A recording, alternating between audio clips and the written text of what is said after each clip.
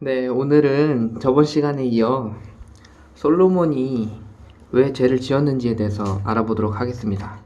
솔로몬이 어떻게 왕이 됐는지는 그때 알아봤잖아요. 그래서 그렇게 왕이 된 이후로 어떤 왕이었는지부터 차근차근 알아갈 건데, 솔로몬은 다윗 이후에 이스라엘의 왕이 되거든요. 그래서 이스라엘의 3대 왕으로서 어린 나이 때 왕이 됩니다. 그래서 나이가 어리다 보니까 이제 하나님께 일천번제를 드리고 기도를 해요. 그래서 하나님께서 무엇을 원하냐고 해서 솔로몬이 하나님의 백성을 올바르게 심판할 수 있는 지혜를 달라고 하거든요. 그래서 하나님께서 그 기도가 합당해서 솔로몬에게 부와 영광 모두 다 주게 됩니다. 그래서 지혜의 왕이라고 우리가 많이 알고 있는 솔로몬이 그렇게 이제 지혜를 받고 나서 가장 유명한 사건이 아이를 반으로 자른다고 협박해서 진짜 엄마를 찾아내는 이야기죠. 그렇게 이제 솔로몬의 지혜가 이제 모든 나라에 퍼지게 돼요. 그래서 솔로몬이 이제 주변 나라에서도 솔로몬의 지혜를 들으려고 오거든요. 그래서 주변 나라에서 공도 바치고 그때 엄청 나라가 부강하게 됩니다. 그래서 우리가 잘 알고 있는 세입금의 중수, 이방에게 받아들인 세입금의 중수가 666이라고 하죠. 666금 달란트를 받아가지고 그때 이제 금이 너무 많아가지고 성경의 표현으로는 이때 당시에 은을 돌 취급했다고 해요. 그만큼 금이 많았던 거죠. 그래서 금으로 안 된 게 없을 정도였고, 그리고 솔로몬은 이것을 가지고 나중에 방패를 만들죠.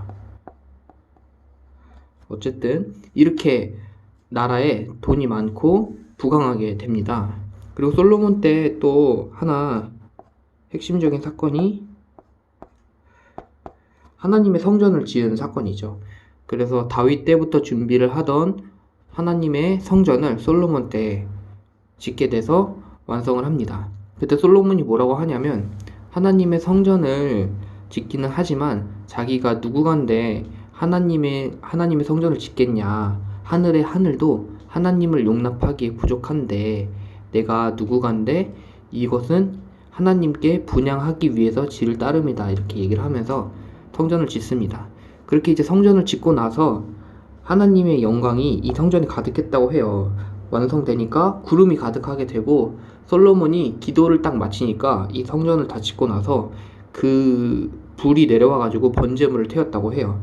그래서 사람들이 그것을 보고 하나님의 영광이 솔로몬에게 함께한다는 것을 알게 되죠. 그리고 나서 이제 그 성전이 완성된 다음에도 솔로몬에게 나타나서 너가 다른 신을 쫓지만 않으면 앞으로 이렇게 이제 꽃길만 걷게 해주겠다라고 이야기를 합니다. 이렇게 솔로몬이 하나님으로부터 이쁨도 많이 받았다는 것 알 수 있고, 그리고 이때 나라도 엄청나게 부강했다는 것을 알 수 있는데요. 근데 이제 솔로몬이 나중에는 죄를 짓게 되는데, 그 죄를 짓게 하는 원인 중에 하나가 바로 여자 때문이죠, 여자. 그래서 솔로몬은 빈궁이 300이고 빈장이 300이고 후궁이 700이래요. 그러니까 1000명의 여인을 거느리고 있었던 거죠. 그래서 너무 이제 이방 여인들도 되게 많고 해가지고 나중에 솔로몬이 나이가 들어서 늙었을 때, 그때 이 이방 여인들이 솔로몬에게 자신들이 섬기는 신을 위해서 그거를 산당을 짓게 해달라고 해요. 그래서 그 산당을 바로 이 여호와의 성전, 솔로몬이 지은 하나님 성전 앞에다가 짓게 됩니다. 그래서 그때 당시에 뭐 아기를 제물로 바치는 밀곰을 숭배를 한다던가, 음행한 제사를 지내는 아스다롯이라는 그런 대표적인 두 개의 그런 여러 가지 이제 이방 안 좋은 신들을 섬기게 되는 거예요. 그래서 이것이 이제 하나님 앞에 죄가 되는 것이죠. 근데 사실 솔로몬이 이렇게 죄를 짓게 되긴 했지만, 하나님께서도 이것을 모르셨던 건 아니거든요. 무슨 말이냐면 이 왕을 처음 세울 때 하나님께서 이것을 반대를 해요. 그때 왕이 없었을 시기에 사무엘이라는 사사만 있고 그때 이스라엘을 이끌거든요. 근데 백성들이 다른 나라에는 왕이 있으니까 우리도 왕을 세워달라고 얘기를 합니다.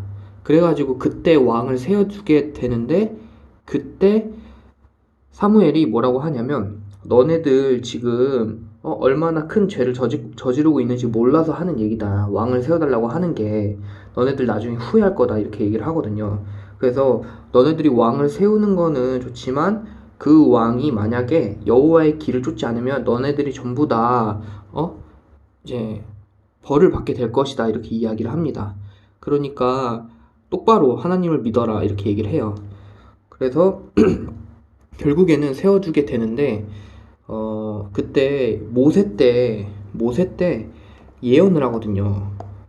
너네들에게 나중에 왕을 세워달라는 이야기가 나올 텐데 그 왕으로 쓴 자는 자기를 위해 이렇게 은금을 많이 쌓아두지 말고 이렇게 여인들도 많이 두지 마라 이렇게 얘기를 합니다. 왜냐면은 그것으로 인해서 교만하여지고 다른 신을 쫓게 될까 두려워서 그런 짓을 하면 안 된다. 오히려 너네는 이제 그 왕은 율법사를 옆에 둬서 하나님을 잘 섬기라 이렇게 얘기를 하거든요.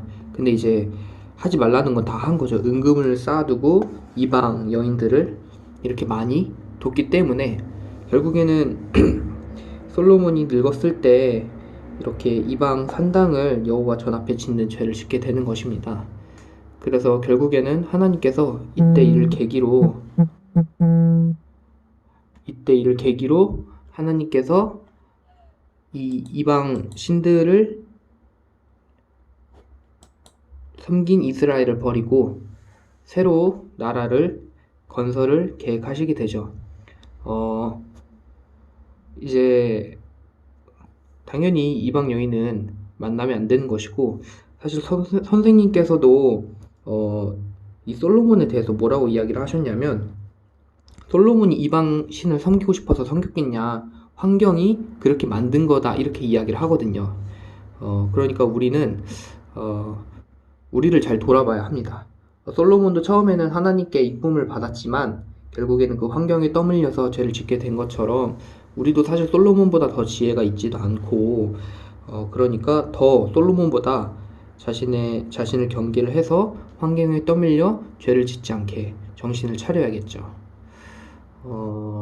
그래서 솔로몬 이후로 이야기는 다음 시간에 할 텐데 너무나 잘 알고 있는 이야기겠지만 네, 이것을 다시 한번 거울과 경계 삼아서 저희들을 돌아보는 신앙을 하면 좋겠습니다.